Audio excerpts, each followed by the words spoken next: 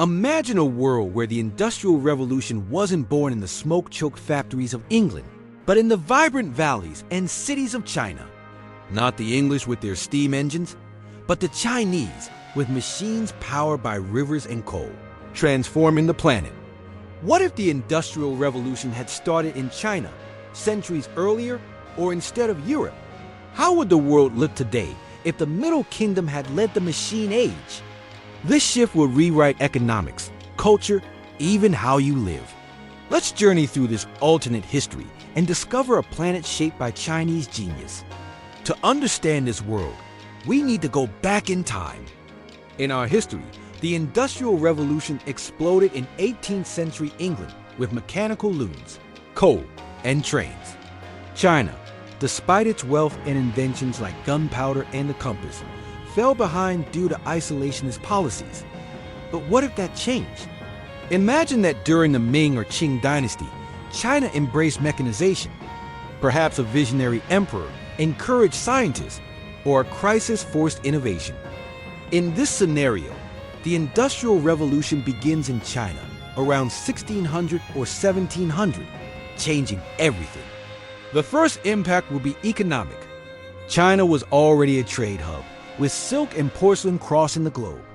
With machines, its production would explode. Picture water-powered looms spinning in Hangzhou, churning out fabric by the thousands. Forges in Beijing would turn ore into steel, feeding cities growing like never before. Villages would become metropolises, with factories belching steam. The Silk Road would gain rails, connecting Asia on Chinese trains. Can you imagine a world where China is the first industrial superpower? Technology would advance uniquely. The Chinese, masters of engineering, would create machines inspired by their culture. Maybe they'd use bamboo and gears lighter than European iron. Steam engines could be adorned with dragons, spinning in industrial temples. Court astronomers, who already studied the stars, would design better telescopes, while mathematicians built primitive calculators. Imagine steamboats navigating the Yangtze, carrying rice and ideas. This would be a revolution with China's face, not the West. But who would work in these factories? Chinese society was agrarian, with peasants tied to the land. Industrialization would draw millions to cities. Villages would empty, while worker neighborhoods sprouted around smokestacks. Whole families would labor at looms, as in real-life England, but with local traditions, perhaps breaks for Confucian ceremonies. Children would learn trades young, but the wealth generated might not reach everyone. Do you think this new China would be fairer or as unequal as Europe? Politics would shift too. An industrial empire would need strength. Picture the Qing dynasty modernizing its army with cannons and ironclad ships. China, historically closed off, would now expand, colonizing lands in Asia and beyond. Maybe it would conquer Japan, Australia, or even parts of America. An emperor in Beijing would rule a global empire, with provinces sending tributes of coal and iron. But revolts would erupt. Peasants and workers might challenge the throne, demanding rights. It would be a world of power, but simmering tensions. Chinese culture would dominate the planet. In our Europe-led revolution, English spread as the language of trade. Here, Mandarin would become the world's lingua franca. Books in Chinese characters would fill global libraries, telling tales of dragons and machines. Confucian philosophy would guide factories, with bosses treating workers like family in theory. Imagine operas sung in industrial cities, drums echoing between chimneys. Art would blend tradition and progress, creating something unique. Religion would face challenges. Confucianism, valuing hierarchy, would adapt well to factory life, encouraging obedience. But Buddhism and Taoism might inspire resistance.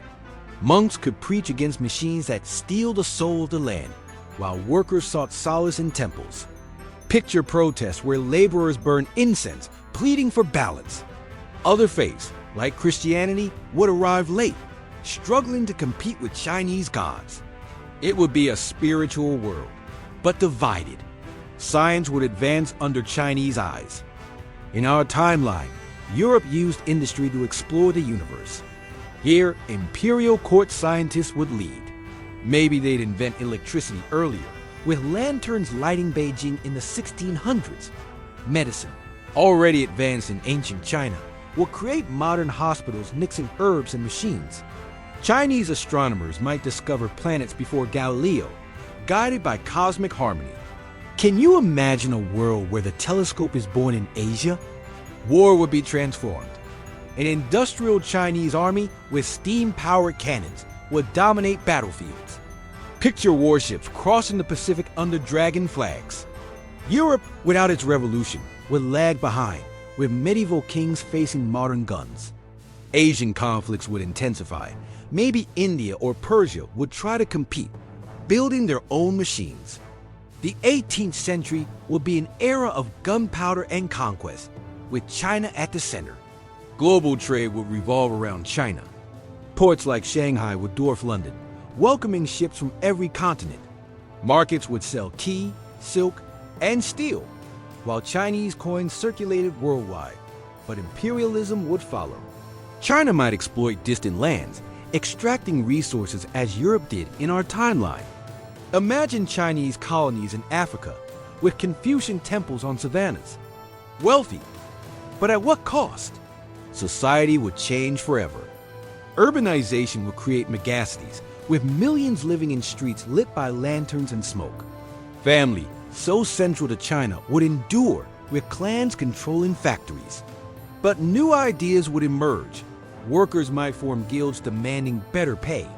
Women, once restricted, would gain roles in workshops, altering traditions. Picture youths debating freedom in taverns, while elders defend the emperor. A world in flux with cracks in the old order. Nature would suffer. Chinese factories, like England's, would pollute rivers and skies. Forests would be felled for furnaces, mountains gouged for mines. But Taoist philosophy, valuing harmony, might curb the worst. Imagine imperial laws protecting sacred lakes, or engineers crafting wind-powered machines. A delicate balance, cities gleaming, but nature paying the price. What would your life be like? Maybe you live in a city of jade towers, with steam trains rattling past. Your home would have curved roofs but industrial glass windows. You work in a factory, dreaming of your grandparents' rice paddies. At night, you read Mandarin newspapers about distant colonies. A life of progress, but rooted in Chinese tradition. And the rest of the world? Europe, without its revolution, would be a lesser continent, feudal kings clashing with swords. America, discovered later, might be a Chinese colony, with pagodas instead of skyscrapers. Africa and Oceania would send tribute to Beijing. Picture a 2025 where Mandarin is the global language, and Chinese culture defines fashion, music, even tech. A unified planet, but with an Asian face. Not all would be ideal. Industrialization, even in China, would bring inequality. Workers would cram into slums while mandarins lounged in palaces. Revolts would flare, with laborers smashing machines. Expansion would breed enemies, wars draining wealth. And pollution? Rivers like the Yangtze could turn to sludge. Would this progress be worth the cost? We've reached the end. What if the Industrial Revolution began in China? A world of dragons and steam, with Mandarin echoing everywhere. Europe gave us machines and empires, but China might have given harmony and strength. Which do you prefer? The West we know, or this eternal Middle Kingdom? Share your thoughts below. If this story gripped you, subscribe for more worlds that never were. What if should we explore next?